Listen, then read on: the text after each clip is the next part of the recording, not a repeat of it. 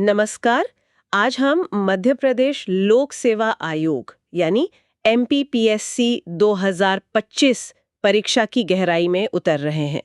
हमारे पास नए अभ्यर्थियों के लिए तैयार की गई एक पूरी गाइड है और हमारा मिशन है इस परीक्षा की क्या कहते हैं भूल भुलैया को समझना। मतलब इसकी बनावट कैसी है, सिलेबस क्या है और सबसे जरूरी तैयारी कैसे करें। तो चलिए शुरू करते हैं। अच्छा, तो सबसे पहले ये जानना है हमें कि ये परीक्षा ये 3 लेवल की प्रक्रिया है। पहला पड़ाव है प्रारंभिक परीक्षा, जिसे हम प्रीलिम्स कहते हैं। है ना? हाँ, प्रीलिम्स। फिर आती है मुख्य परीक्षा मतलब मेंस, बिल्कुल। और आखिर में होता है इंटरव्यू यानी साक्षात्कार। तो ये सिर्फ स्टेप्स नहीं है, ये एक तरह से कैंडिडेट को अलग अलग लेवल पर परखने का तरीका है। हाँ, बिल्कुल सही कहा। ये जो 3 लेवल का स्ट्रक्चर है ना, ये अपने आप में दिखाता है कि कमीशन सिर्फ किताबी ज्ञान नहीं देख रहा। प्रीलिम समझ लीजिए कि ज्ञान और जनरल एप्टीट्यूड की पहली छन्नी है। हाँ। फिर मेंस में आपकी लिखने की क्षमता, आप कितना एनालाइज कर सकते हैं, वो परखा जाता है। अच्छा। और फिर आखिर में इंटरव्यू, आपकी पर्सनालिटी और आप उस पद के लिए कितने फिट हैं, वो देखता है। तो इसीलिए ना शुरू से ही एक सोची समझी रणनीति बहुत जरूरी हो जाती है। सिर्फ एक स्टेज पर फोकस करने से बात नहीं बनेगी। सही बात है। तो चलिए पहले स्टेज को समझते हैं। प्रीलिम्स। हमारी गाइड बताती है कि इसमें 2 पेपर होते हैं, दोनों कंपलसरी। पहला है सामान्य अध्ययन मतलब जनरल स्टडीज पेपर 1, ये 200 नंबर का है। हाँ। और दूसरा है सामान्य अभिरुचि परीक्षण, जिसे CSAT या जनरल एप्टीट्यूड टेस्ट कहते हैं, ये भी 200 नंबर का। यहाँ ये समझना दिलचस्प है कि ये 2 पेपर क्यों रखे गए हैं। पहला पेपर GS वाला, वो तो सीधे सीधे आपके नॉलेज को टेस्ट करता है। History, geography, polity, economy, science और हाँ, खासकर मध्य प्रदेश का ज्ञान। हाँ। लेकिन जो दूसरा पेपर है CSAT, वो थोड़ा अलग है। उसका मकसद रट्टा मारने की क्षमता जांचना नहीं है, बल्कि वो आपकी logical skill, problem solving ability, आप फैसले कैसे लेते हैं, कॉम्प्रिहेंशन, ये सब परखता है। अच्छा। ये वो स्किल्स हैं जो एक अफसर के लिए रोजमर्रा के काम में जरूरी होती हैं। और हाँ, भले ही CSAT क्वालिफाइंग नेचर का है, पर उसे हल्के में लेना भारी पड़ सकता है। हाँ, ये बात तो जरूरी है कि ये सिर्फ ज्ञान नहीं, स्किल का भी टेस्ट है। अब अगर कोई प्रीलिम्स की ये मुश्किल पार कर लेता है, तो असली चैलेंज इंतजार कर रहा होता है मुख्य परीक्षा यानी मेंस। और जैसा हमारी गाइड बता रही हैं, ये तो सच में एक मैराथन जैसा है। इसमें कुल 6 पेपर होते हैं। 6 पेपर्स, बिल्कुल। इन 6 पेपर्स का स्ट्रक्चर भी काफी बड़ा है। जनरल स्टडीज के 4 पेपर हैं, GS 1, 2, 3 और 4। फिर एक सामान्य हिंदी का पेपर। हाँ। और एक हिंदी निबंध और प्रारूप लेखन का पेपर। हर पेपर का अपना वेटेज है। मेंस का ये जो ढांचा है ना, इससे कई बातें साफ होती हैं। पहली तो सब्जेक्ट्स की गहराई। प्रीलिम्स जहां ऑब्जेक्टिव टाइप का है, वहीं मेंस डिस्क्रिप्टिव है, मतलब लिखने वाला। हाँ, लिखने वाला। यहां सिर्फ जानकारी होना काफी नहीं है, उसे अच्छे से एक स्ट्रक्चर में और दिए गए शब्दों में लिखना बहुत जरूरी है। बिल्कुल। दूसरी बात, जैसे आपने बताया, सामान्य हिंदी और निबंध के पेपर अलग से हैं। ये दिखाता है कि आपकी भाषा पर पकड़ और अपने विचारों को साफ साफ लिखने की क्षमता कितनी जरूरी है। ये सिर्फ क्वालिफाइंग नहीं होते, इनके नंबर फाइनल सिलेक्शन में बहुत मायने रखते हैं। और इस पूरी मैराथन के आखिर में आता है 175 नंबर का इंटरव्यू। तो कुल मिलाकर ये पूरी प्रक्रिया ज्ञान, स्किल, एक्सप्रेशन और पर्सनालिटी का एक पूरा पैकेज है। सही कहा। ये सिर्फ एक परीक्षा नहीं है। अगर सही नजरिए से देखें तो ये आपको बदलने वाली प्रक्रिया भी हो सकती है। चलिए अब थोड़ा प्रीलिम्स के सिलेबस की गहराइयों में झांकते हैं। पेपर 1 सामान्य अध्ययन का सिलेबस तो जैसे ज्ञान का महासागर लगता है। गाइड के हिसाब से इसमें भारत का इतिहास, संस्कृति, स्वतंत्रता आंदोलन, ये सब शामिल है। फिर मध्य प्रदेश का इतिहास, संस्कृति और साहित्य पर खास जोर है। हाँ, मध्य प्रदेश पर इतना फोकस क्यों? ये दिखाता है कि आयोग ऐसे अफसर चाहता है जिन्हें सिर्फ देश की समझ ना हो, बल्कि वो जिस राज्य में काम करने जा रहे हैं उसकी जमीनी हकीकत, उसकी संस्कृति, उसकी चुनौतियां, उसके मौके, इन सब से भी गहराई से वाकिफ हों। हाँ, ये तो है। इसलिए MP स्पेसिफिक ज्ञान यहाँ सिर्फ एक टॉपिक नहीं, बल्कि ये समझिए कि कामयाबी की चाबी हो सकता है। बिल्कुल। इसके अलावा सिलेबस में भारतीय संविधान, शासन व्यवस्था, पॉलिटिकल सिस्टम और इकोनॉमी, मतलब भारतीय और मध्य प्रदेश दोनों के कॉन्टेक्स्ट में। हाँ। साइंस, एनवायरनमेंट, हेल्थ, ICT जैसे आजकल के जरूरी विषय भी हैं।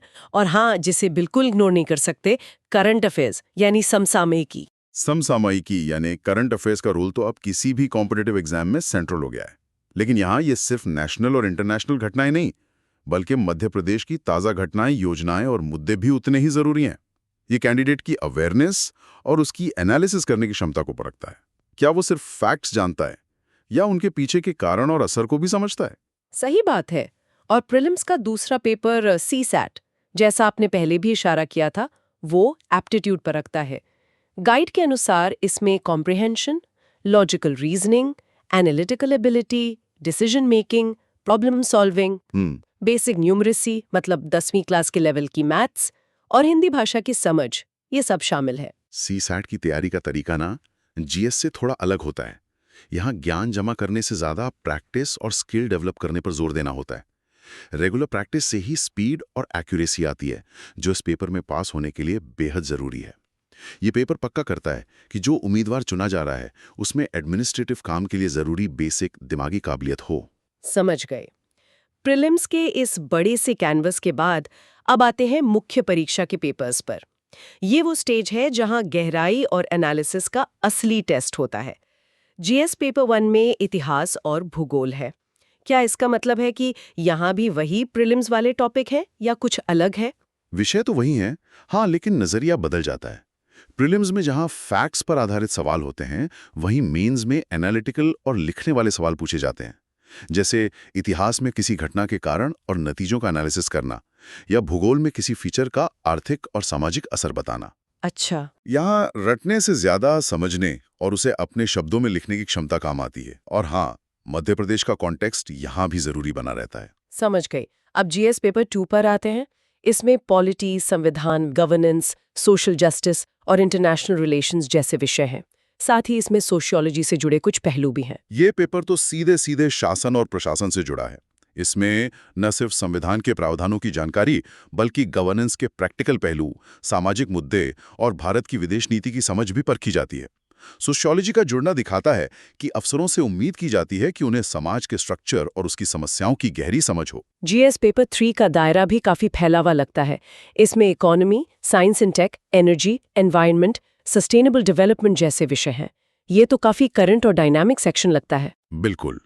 ये पेपर दिखाता है कि आज के प्रशासक को आर्थिक विकास के साथ साथ तकनीकी तरक्की और पर्यावरण की चुनौतियों के बीच बैलेंस बनाने की समझ होनी चाहिए। यहाँ सिर्फ ट्रेडिशनल अर्थशास्त्र या साइंस नहीं, बल्कि उनके प्रैक्टिकल एप्लीकेशंस और आज के समय में उनकी क्या अहमियत है, ये जरूरी है। गाइड इस बात पर जोर देती है कि यहाँ विषयों का इंटरलिंकेज समझना जरूरी है। कैसे टेक्नोलॉजी इकोनॉमी को प्रभावित करती है या कैसे पर्यावरण नीतियाँ विकास को दिशा देती हैं। और फिर आता है GS paper 4, philosophy, psychology, public administration और केस स्टडीज। ये पेपर थोड़ा अलग और शायद सबसे ज्यादा एब्स्ट्रैक्ट लगता है। इसका मकसद क्या है? ये पेपर, जिसे अक्सर एथिक्स, इंटेग्रिटी और एप्टीट्यूड कहा जाता है, असल में सिविल सर्वेंट के मूल्यों और उसके नैतिक कंपास का टेस्ट है। यहाँ फिलॉसफी और साइकोलॉजी के सिद्धांत ये समझने में मदद करते हैं कि नैतिक फैसले कैसे लिए जाते हैं। पब्लिक एडमिनिस्ट्रेशन वाला हिस्सा एडमिनिस्ट्रेटिव वैल्यूज और चुनौतियों पर फोकस करता है। अच्छा। लेकिन सबसे जरूरी हैं केस स्टडीज। ये असली या मिलती जुलती स्थितियां होती हैं जहां कैंडिडेट को नैतिक दुविधाओं का सामना करते हुए एक प्रैक्टिकल और सही समाधान देना होता है। ये पेपर सिर्फ थ्योरी का ज्ञान नहीं, बल्कि दबाव में फैसला लेने की क्षमता और ईमानदारी को परखता है। ये तो सचमुच कैंडिडेट के कैरेक्टर और जजमेंट का टेस्ट है। इसके बाद सामान्य हिंदी का पेपर है, जिसमें शायद व्याकरण, संक्षेपण, पल्लवन, ट्रांसलेशन जैसी चीजें होंगी। हाँ, बिल्कुल। और फिर हिंदी निबंध और प्रारूप लेखन का पेपर। जैसा हमने पहले भी कहा था, ये भाषा के पेपर बहुत ज्यादा जरूरी हैं। सामान्य हिंदी का पेपर ये पक्का करता है कि उम्मीदवार राज्य की राजभाषा में साफ और सही तरीके से कम्युनिकेट कर सके। निबंध का पेपर आपके विचारों को ऑर्गेनाइज करने, लॉजिकल तर्क देने और किसी विषय पर गहराई से लिखने की क्षमता को जांचता है। और प्रारूप लेखन, जैसे सरकारी पत्र, सर्कुलर वगैरह लिखना, ये तो सीधे सीधे एडमिनिस्ट्रेटिव काम से जुड़ा स्किल है। और इन सभी मेंस पेपर्स के नंबर, जो गाइड के हिसाब से 200 से 300 प्रति पेपर हो सकते हैं, और फिर इंटरव्यू के 175 नंबर मिलकर फाइनल मेरिट लिस्ट बनाते हैं। ये वाकई एक बहुत ही डिटेल्ड मूल्यांकन प्रक्रिया है। हाँ, और इस पूरी संरचना को समझने के बाद ही एक अच्छी तैयारी की स्ट्रेटेजी बनाई जा सकती है। सिर्फ सिलेबस देख लेना काफी नहीं है, ये समझना जरूरी है कि हर स्टेज और हर पेपर की डिमांड क्या है। तो अब सबसे बड़े सवाल पर आते हैं, तैयारी कैसे करें? इतने बड़े सिलेबस और मल्टी लेवल परीक्षा के लिए हमारी गाइड क्या सुझाव देती है? पहला सुझाव तो लगभग हर कोई देता है, बेस मजबूत करने के लिए एनसीईआरटी की किताबें पढ़ना, खासकर हिस्ट्री, ज्योग्राफी, पॉलिटी और साइंस के लिए। एनसीईआरटी की भूमिका तो उसे कोई नकार नहीं सकता। ये मुश्किल कॉन्सेप्ट्स को आसान भाषा में समझाती हैं और एक मजबूत बेस बनाती हैं। लेकिन ये समझना जरूरी है कि एमपीपीएससी जैसी परीक्षा के लिए एनसीईआरटी सिर्फ शुरुआत है, अंत नहीं। मेंस के लेवल के एनालिसिस और गहराई के लिए आपको स्टैंडर्ड रेफरेंस बुक्स और एडवांस स्टडी मटेरियल की जरूरत पड़ेगी ही। करंट अफेयर्स सब कवर करती हूँ। ये बिल्कुल लॉजिकल है। जैसा हमने सिलेबस एनालिसिस में देखा था, राज्य से जुड़े सवालों का महत्व प्रीलिम्स और मेंस दोनों में है। यहाँ सिर्फ ऊपर ऊपर की जानकारी नहीं बल्कि गहरी समझ चाहिए।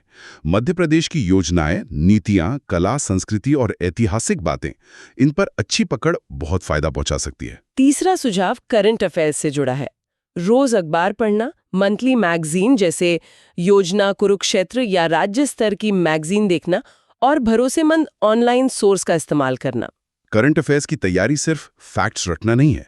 जरूरी यह है कि आप घटनाओं को सिलेबस के स्टैटिक हिस्सों जैसे पॉलिटी, इकोनॉमी, ज्योग्राफी से जोड़ना सीखें। किसी मुद्दे के अलग अलग पहलुओं का एनालिसिस करें और अपनी एक बैलेंस्ड राय बनाएं। ये स्किल निबंध और मेंस के आंसर राइटिंग में बहुत काम आता है। गाइड इस पर बहुत जोर देती है, खासकर मुख्य परीक्षण के लिए। ये बिल्कुल सही है। देखिए, ज्ञान होना एक बात है और उसे टाइम लिमिट के अंदर अच्छे तरीके से शब्दों में ढालना बिल्कुल दूसरी बात है। रेगुलर आंसर राइटिंग प्रैक्टिस से ना सिर्फ आपकी लिखने की स्पीड और स्टाइल सुधरती है, बल्कि आप सीखते हैं कि विचारों को कैसे स्ट्रक्चर करें, सवालों की डिमांड को कैसे समझें और अपने जवाब को कैसे प्रेजेंट करें। बिना प्रैक्टिस के मेंस में अच्छा परफॉर्म करना लगभग नामुमकिन है। ये सिर्फ परीक्षा के पास आने पर करने वाली चीज नहीं है, बल्कि तैयारी के शुरुआती दिनों से ही इसे आदत बनाना चाहिए। और अंतिम लेकिन शायद सबसे बुनियादी सलाह, एक प्रैक्टिकल टाइम टेबल बनाना और उसे सख्ती से फॉलो करना। गाइड रोजाना 6 से 8 घंटे की रेगुलर और डिसिप्लिन पढ़ाई का सुझाव देती है। अनुशासन और निरंतरता, मतलब कंसिस्टेंसी, इस लंबी जर्नी की चाबी हैं। 6 से 8 घंटे सुनने में शायद ज्यादा लगे, लेकिन सिलेबस जितना बड़ा है और कंपटीशन जितना है, उसे देखते हुए ये प्रैक्टिकल लगता है। जरूरी ये नहीं कि आप एक दिन 12 घंटे पढ़ें और अगले दिन कुछ नहीं, बल्कि ये कि आप रोज नियमित रूप से, भले ही थोड़ा कम, पर पढ़ें। टाइम टेबल ऐसा हो जिसमें सभी विषयों, रिवीजन, आंसर राइटिंग प्रैक्टिस और आराम के लिए भी सही समय हो। याद रखिए, ये एक मैराथन है, स्प्रिंट नहीं। तो संक्षेप में कहें तो एमपीपीएससी 2025 की राहत 3 लेवल की है। Prelims knowledge plus aptitude, mains गहराई प्लस राइटिंग स्किल और इंटरव्यू पर्सनालिटी। सिलेबस बहुत बड़ा है, जिसमें राष्ट्रीय विषयों के साथ मध्य प्रदेश पर खास ध्यान है। तैयारी की स्ट्रैटेजी में एनसीईआरटी से शुरुआत, एमपीजीके पर फोकस, करंट अफेयर्स पर गहरी पकड़, रेगुलर आंसर राइटिंग प्रैक्टिस और सबसे बढ़कर डिसिप्लिन और लगातार पढ़ाई शामिल है। इस पूरी चर्चा से ये साफ है कि ये परीक्षा सिर्फ अकादमिक ज्ञान का टेस्ट नहीं है। ये आपके धैर्य, आपकी लगन, आपकी एनालिटिकल सोच, आपकी एक्सप्रेशन स्किल और दबाव झेलने की क्षमता का भी टेस्ट है। सिलेबस की चौड़ाई और गहराई इसे चैलेंजिंग बनाती है, लेकिन साथ ही लोक सेवा का मौका इसे उतना ही सार्थक भी बनाता है। ये तैयारी आपको न केवल परीक्षा के लिए, बल्कि शायद जिंदगी के लिए भी बहुत कुछ सिखा सकती है। बिल्कुल। और यहीं पर हम अपने सुनने वालों के लिए एक विचार छोड़ जाते हैं। जरा सोचिए, इस परीक्षा की तैयारी का जो सफर है, जिसमें आप इतिहास की गलतियों से सीखते हैं, भूगोल की अलग अलग चीजों को समझते हैं, संविधान के मूल्यों को जानते हैं, अर्थव्यवस्था की उलझनों को सुलझाते हैं, समाज के ढांचे को परखते हैं और नैतिकता की दुविधाओं पर विचार करते हैं, ये सब आपके व्यक्तिगत नजरिए को, समाज और शासन के प्रति आपकी समझ को कैसे बदल सकता है? क्या ये प्रक्रिया, फाइनल नतीजा चाहे जो भी हो, आपको एक ज्यादा जागरूक, सूचित और जिम्मेदार व्यक्ति बनने में मदद नहीं करती? इस पर विचार कीजिएगा।